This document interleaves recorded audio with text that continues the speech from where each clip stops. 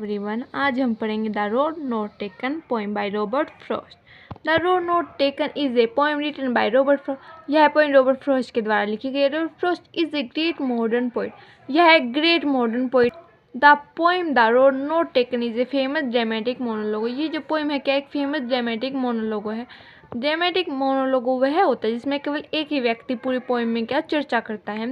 This poem is about making choices and the choices that shape us.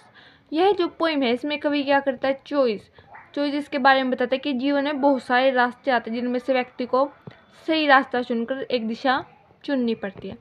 In this poem the poet said that he was walking on A road side division of road in different direction. इस poem में जो poet है वह क्या एक travel कर रहा होता है, वह एक रास्ते पर ट्रैवल कर रहा होता है या चल कर जा रहा होता है।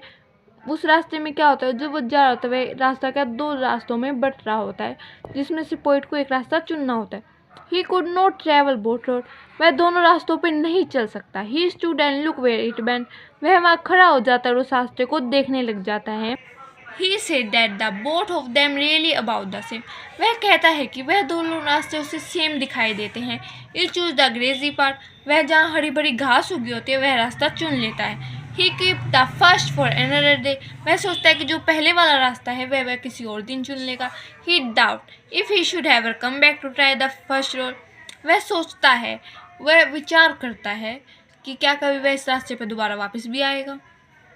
After some time, he was telling with a sign that two roads divided in a wood and he took the one less traveled by and that has made all the difference. कुछ समय बाद वह कहता है कि जो रास्ता दो रास्ते जो जा रहे हैं जंगल की ओर वह उनमें से कौन सा रास्ता चुनता है।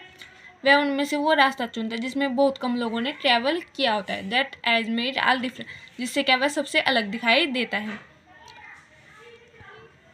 इस पोएम में पोइट सिर्फ इतना ही कहना चाहता है कि जीवन में कई रास्ते हमें मिलते हैं पर हमें उनमें से वो रास्ता चुनना पड़ता है जो हमारे लिए सही है।